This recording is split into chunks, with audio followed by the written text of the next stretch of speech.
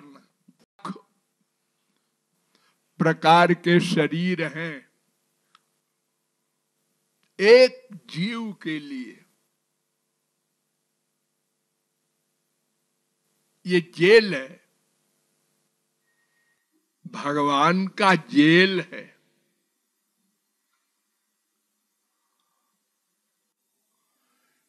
इसमें केवल एक शरीर ऐसा है जिसमें हम अपने लक्ष्य को प्राप्त कर सकते हैं, जेल से छुटकारा पा सकते हैं। मानव देह।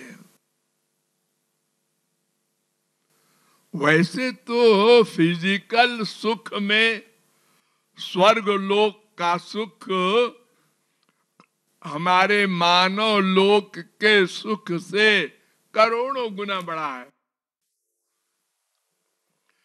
यूं समझिए कि जैसे गाय भैंस को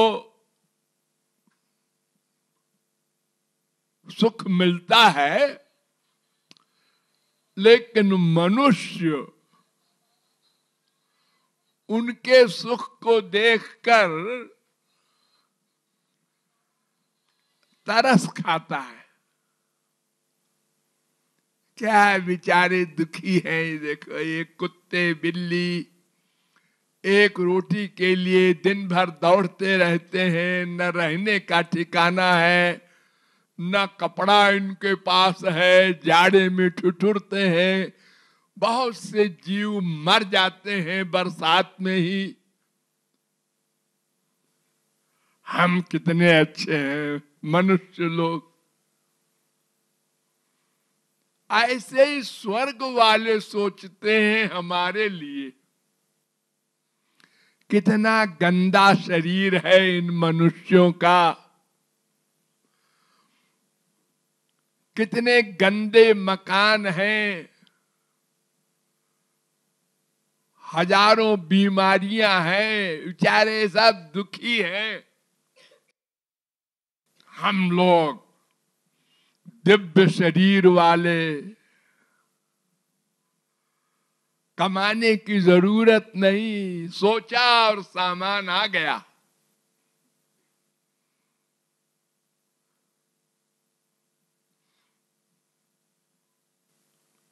इतना बड़ा अंतर है।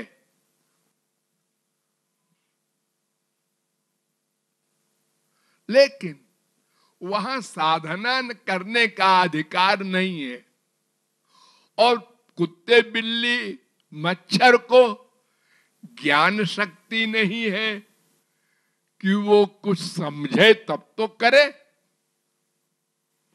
मनुष्यों में भी कोई मनुष्य तभी तो कुछ कल्याण अपना कर सकता है जब समझे। कोई पैदा होते ही तो ज्ञान हो नहीं जाएगा। काका गागा भी नहीं जानता कोई पैदा होने पर।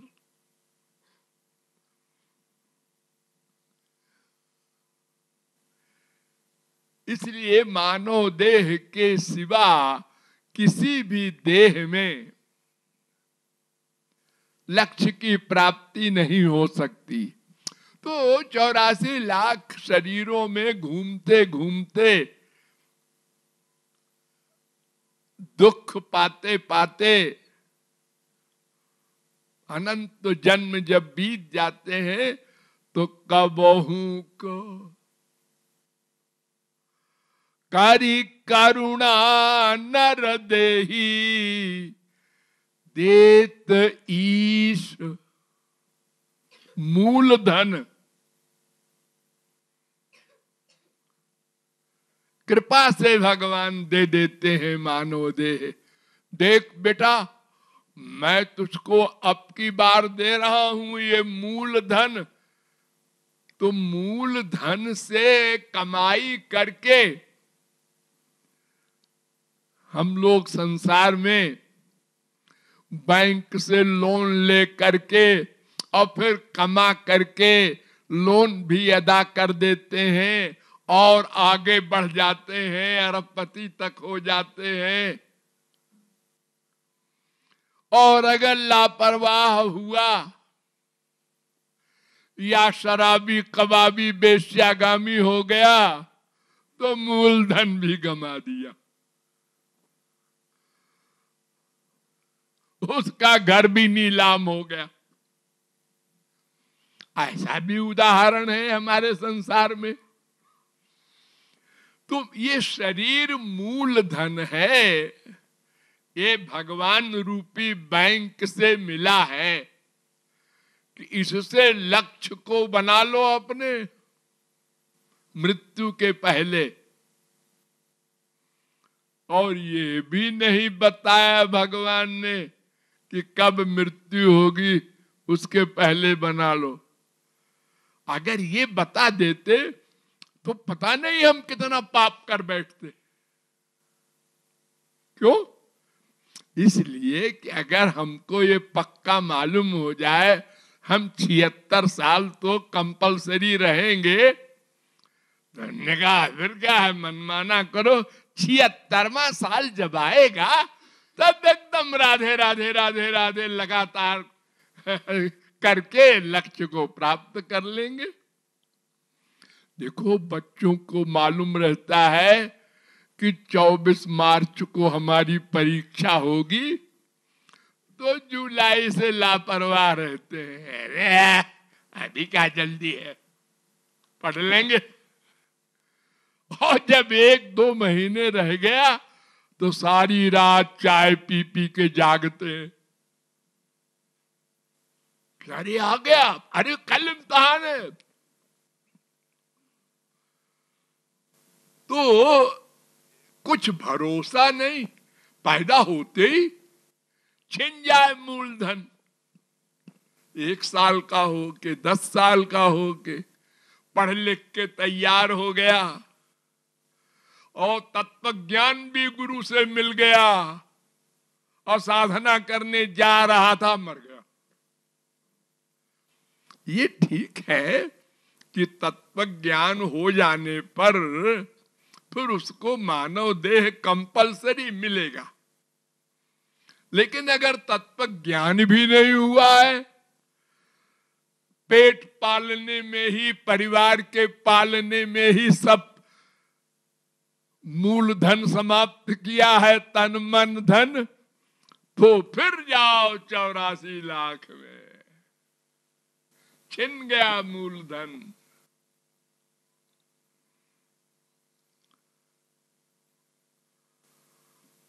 तो इसलिए मूलधन पर गंभीरता से विचार करना है।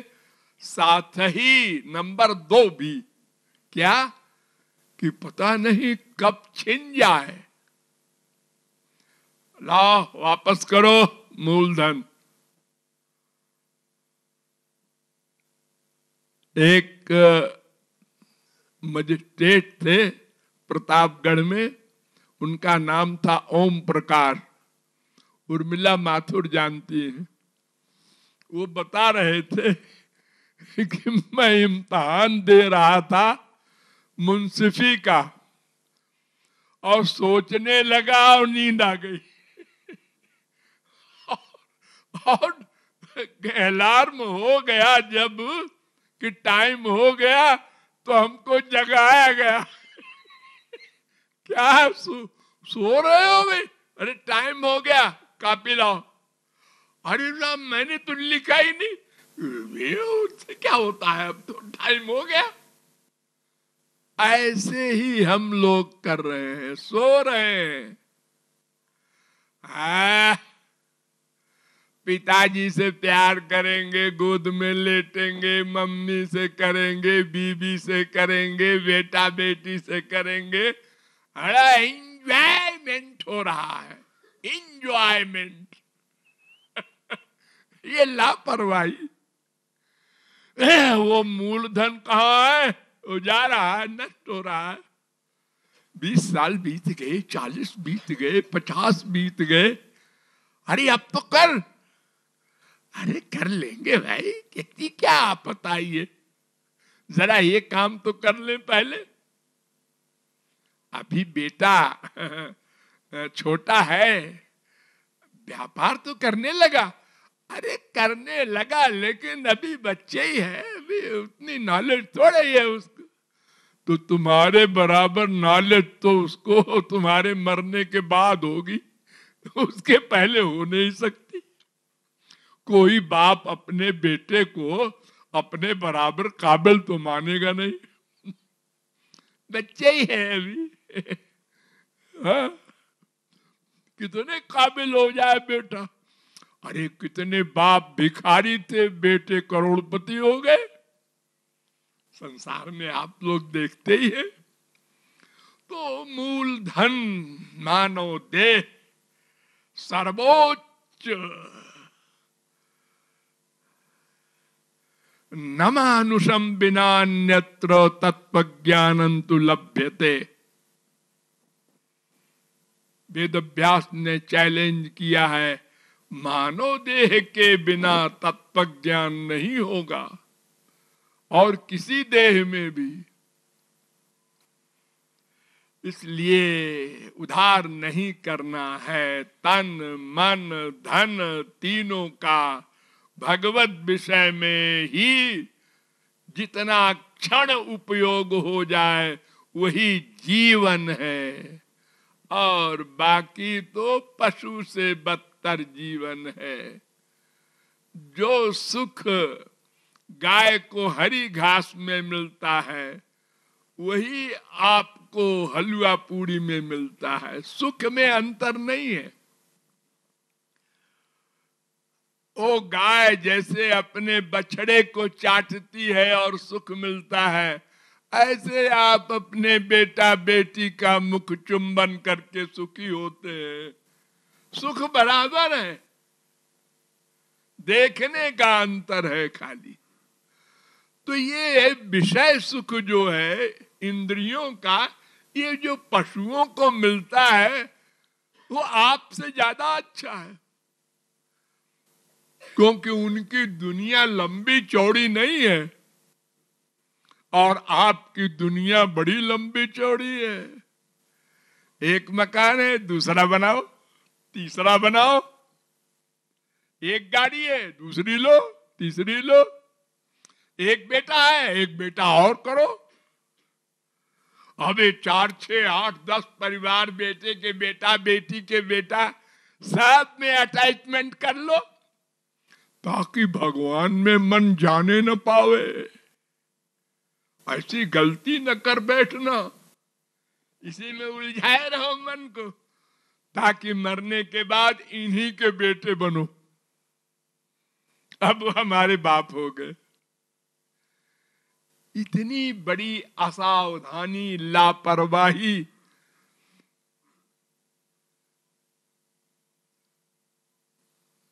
हमारे गांव में बताएं आपको, हम हमारे गांव में जमींदार लोग हैं। अब जमींदारी प्रथा खत्म हो गई है, लेकिन वो थे जब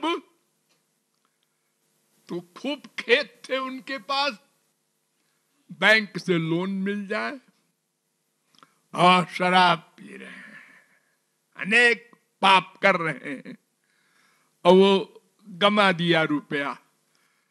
फिर कुर्की आई, खेत बिक गया है, अभी तो और खेत है।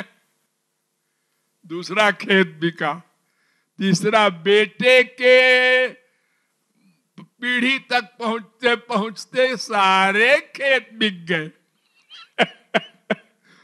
अब वो नौकरी ढूंढ रहे हैं कहीं। लापरवाही में यही होता है।